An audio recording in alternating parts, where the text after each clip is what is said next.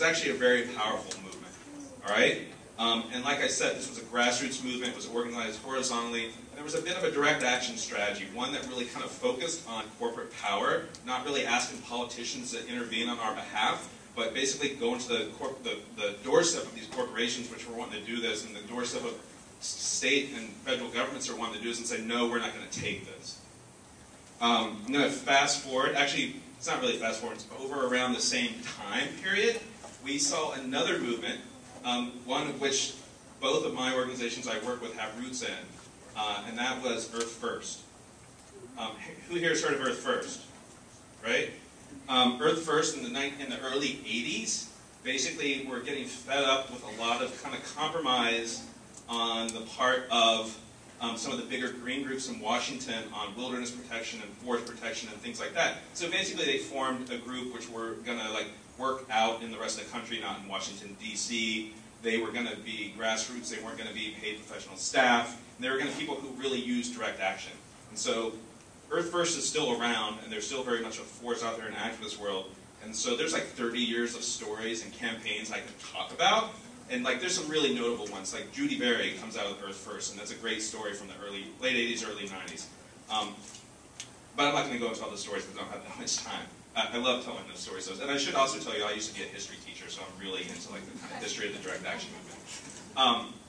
But Earth First also, along the same lines as the Clamshell Alliance, really challenged corporate power, really kind of circumvented giving power to politicians to intervene on our behalf. They also were very much grassroots and big on direct action. There were two very notable campaigns. One was the Fight to Save the Redwoods, which was in Northern California, Oregon, and Washington. And the other was Cove Mallard, which was in Idaho and western Montana. And the combination of these saved over tens of thousands of acres of forest and roadless areas in the West, basically from being logged. And this was a group that wasn't, didn't spend a lot of time working on policy, didn't spend a lot of time working on legislation.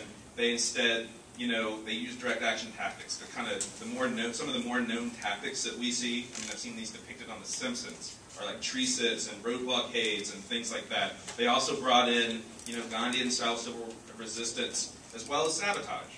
But, there's a big emphasis on direct action in that movement. And then the last one I'm going to talk about, and it's still ongoing, it's one that I've worked with over the last 5 or 6 years, and it's one that many of the rest of you have, and that's the anti-mountaintop removal movement. Today, Appalachia has had over 500 mountains basically devastated. You can see it in this graphic behind the panelists of the Beehive collected, this great graphic.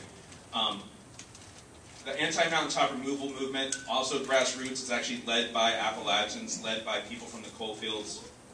It has a